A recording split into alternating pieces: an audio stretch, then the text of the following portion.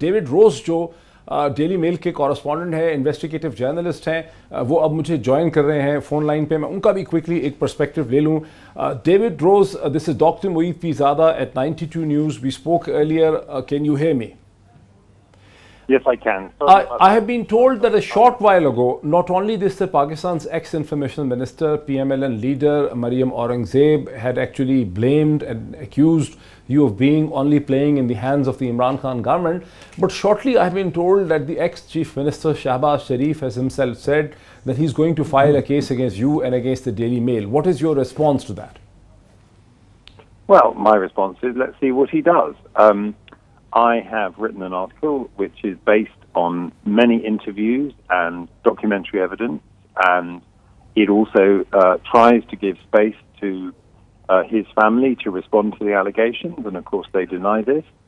I should say that when his brother was the subject of an article I wrote last year, Penthouse Pirates, about the property empire that Nawaz's family assembled in London, he said he was going to sue, and he didn't. And of course, what actually happened is he was convicted in court and is now in prison. So I think if Mr. Shahbaz Sharif says he wants to sue, that of course is his privilege, and we will defend it. Very interesting. Also that very interesting. Yeah. Very interesting. So thanks for reminding us that even Nawaz Sharif had threatened legal action against you and Daily Mail, but he didn't subsequently.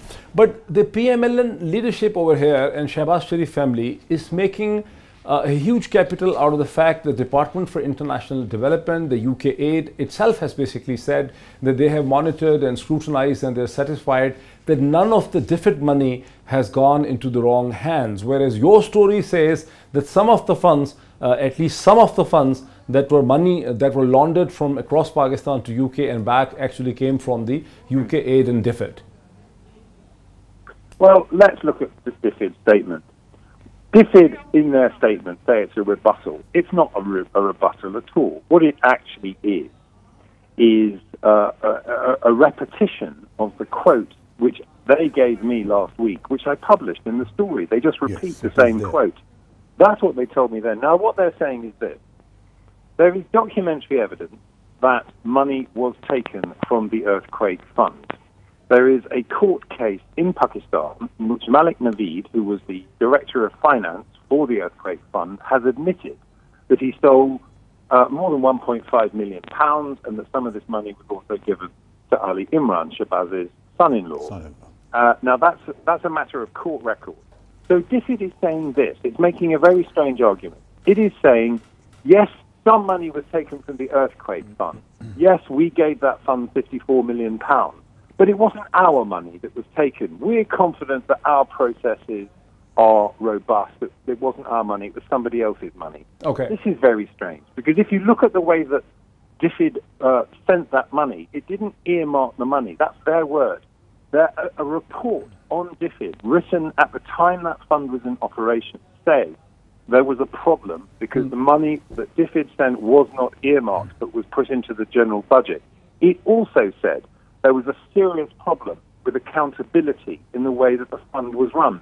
So DFID can now say, oh yes, we're sure it's not our money. And I can say, well, really? You would say that, wouldn't you? Of course. My last question to you is, I mean, in the end, in the last paragraph of your detailed story, very detailed story, I read it twice to fully understand it, you have mentioned a figure of approximately £21 million were basically used and laundered through this way. And then you said an additional £9 million might actually also be investigated. But then you quote a figure that approximately a total of £160 million, which according to the rate of conversion would come to around Pakistani rupees 32 crore. How have you come to that conclusion, that magical figure of £160 million?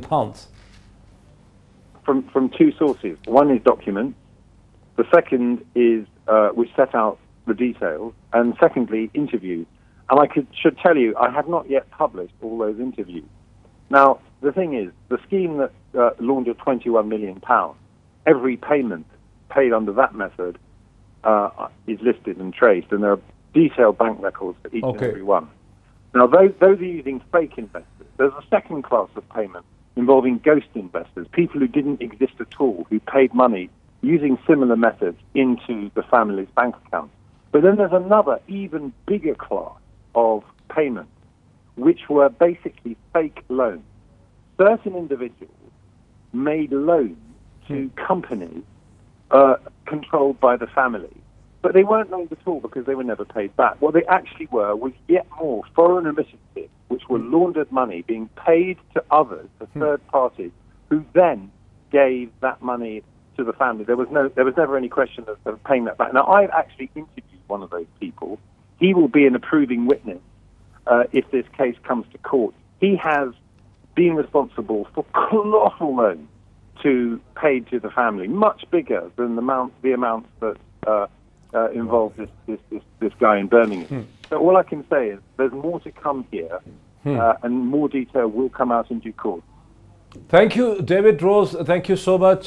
नाज़रीन, break से पहले David Rose ने जो कुछ कहा मैं थोड़ा सा उर्दू में समझा दूं ताकि वो लोग जो अंग्रेज़ी में ब्रिटिश एक्सेंट में बात उन्होंने की है, जो लोग अंग्रेज़ी में उसे समझ ना सके हों। डेविड रोज पहला तो ये कह रहे हैं कि नवाज़ शरीफ साहब ने भी उन्हें थ्रेटन किया था, उन्हें कहा था कि उनके खिलाफ वो डेली मेल के खिलाफ मुकदमा करेंगे 1-1.5 बरस कबल, लेकिन नवाज़ शरीफ साहब जेल में हैं और वो मुकदमा उन्होंने डेली मेल के खिलाफ कभी भी नहीं किया। अब शहबाज शरीफ साहब मुकदमा करेंगे, कब करेंगे, उसमें क्या मुकदमे में बात उठाते हैं, उसके लिए डेली मेल और डेविड रोज जो हैं वो तैयार हैं। उनका ये कहना है कि 21 मिलियन पाउंड जो हैं, 21 मिलियन पाउंड तो उसका तो डॉक्यूमेंट्री एविडेंस जो है वो मौजूद है 21 मिलियन पाउंड का, क्योंकि ये एक्चुअल ट्रांजैक्शन है जो मुख्तलिफ अकाउंट्स के दरमियान में हुई है। यानी इस मनी लॉन्ड्रिंग के 21 मिलियन पाउंड के तो बिल्कुल ही ट्रांजैक्शन मौजूद हैं, लेकिन जो एस्टिमेटेड है कि बहुत से गोस्ट अकाउंट्स हैं, ऐसे लोग जिनकी शनाख्त इस्तेमाल की गई है, उनकी आइडेंटिटी इस्तेमाल की गई है, जो दर हकीकत एग्जिस्ट नहीं करते, जिन्हें वो गोस्ट इन्वेस्टर्स कह रहे हैं,